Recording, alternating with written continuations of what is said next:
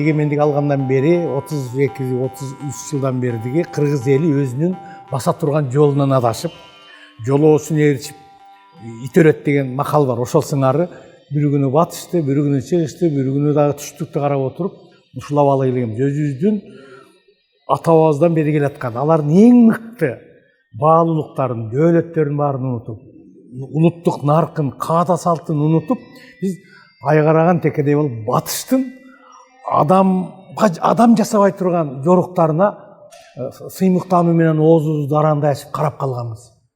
Мына акыркы учурда өзүңүздөр көрүп атасыздар, айбан жасабаган иштерди жасаган абалга жеттик.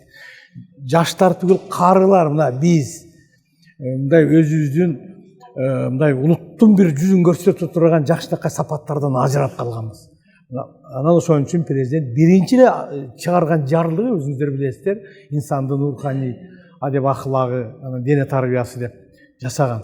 Андан кийин ушул сыяктуу улуттук нарк деген сыяктуу жарлыктар, ушунун баардыгы элибизди ата бабадан бери келаткан баалуулуктарын, дөөлөттөрүн кайра элге кайтарайын, жаштарды тарбиялайын, улуттук духта тарбиялайын, улуттук ар намыска тарбиялайын деген ниет менен 7-8 жарлык чыгарды. Анан эми ошол жарлыктардын баарын бириктирип, анан өз-өзүнчө кылбай, мына ушул уңгу жол, улуттук дем, дүйнөлүк бийиктик, уңгу жол деген нерсени жарыялады, указга, жарлык катары.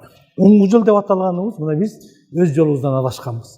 Ушу кыргыз качан өз жолуна түшөт деп, Хусейин Саевич деген профессор, биздин Кыргызстандан Хусейин Карасаевтан кийинки жалгыз мударис, канчалаган китеп жазып, канчалаган сөз сүйлөп, канчалаган жыйындарга барып, өзүнүн сунуштарын берип жүрүп, кыргыз качан өзүбүздүн өзөк жолубузга түшөбүз, уңгу жолубузга түшөбүз деп жүрүп көзөтүп кетти. Мына бүгүн президент ушул эл эңсеп жүргөн, ушул багытта иштеп жүргөн аалымдар, данышмандар, акылмандарыбыз эңсеп жүргөн нерсени элге тартуулады. Мына мунун мааниси ушунда.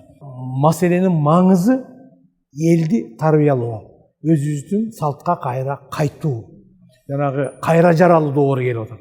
Мен ушуну макала жазып да жүрөм, айтып да жүрөм.